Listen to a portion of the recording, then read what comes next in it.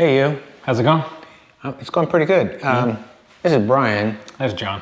I'm John. And Brian, you were having a little bit of a conniption fit out on our ride the other day. Yeah, that was annoying. Yeah. Yeah, with a little bit of a spraying silicone all over your leg. I got lots of latex. Yeah. Tire sealant. All over you. Yeah. So it got me thinking when I came home, it's like, gosh, hey y'all, with especially with street tires, how do you know when's a good time to change your tires?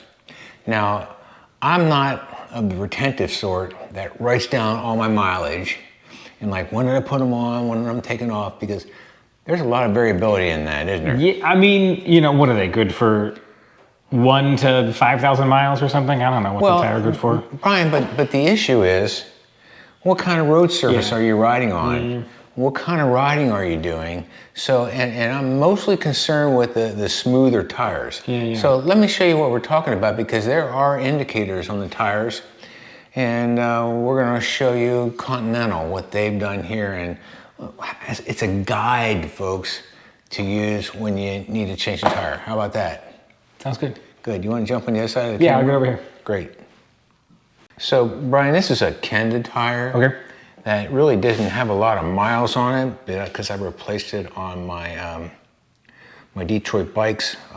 But if you look carefully here, there's a little indent here where you can actually see that the space between the knobs is actually raised up. And when it gets down even with those, that's when you would want to change it. You know, most of the time, I think if you look at a knobby tire, like, so if you're on my mountain bike or over my gravel bike, you're going to be able to see the wear when it's time to change the tire. But the real problem becomes when there's slicks. Let's put one of those up here. So, Brian, here's a Continental Grand Prix 5000 STR.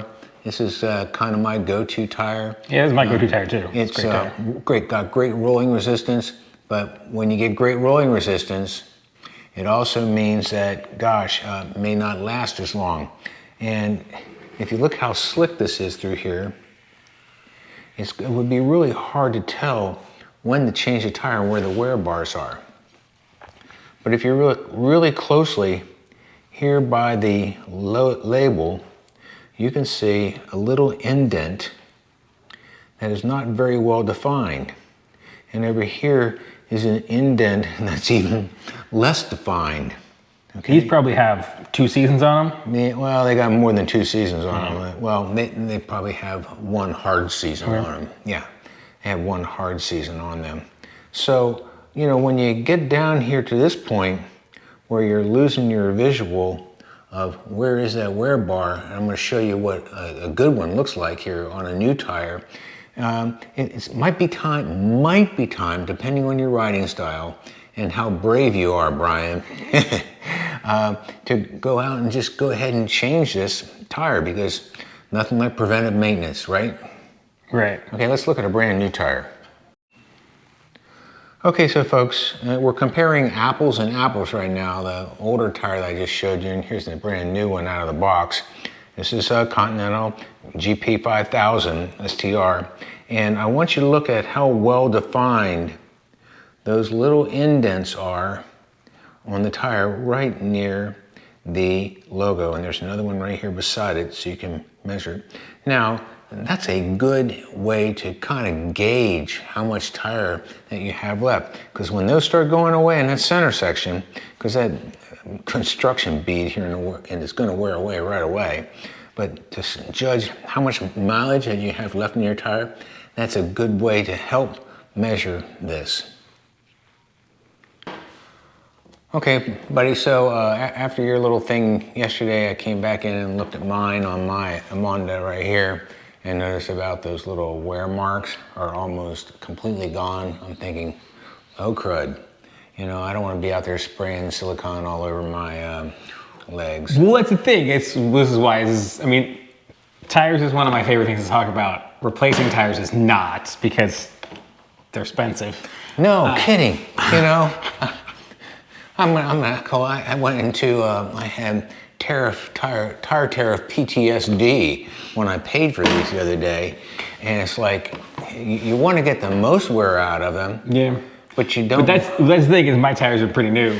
Yeah. But we must have grilled through some glass or something, so I plugged that hole and I'm just gonna keep riding until those marks are gone. So I did look online, just to be clear, and according to all the experts, you're supposed to go until you don't see those dots anymore. When those dots go away, that's probably time to be done with your tire. Yeah.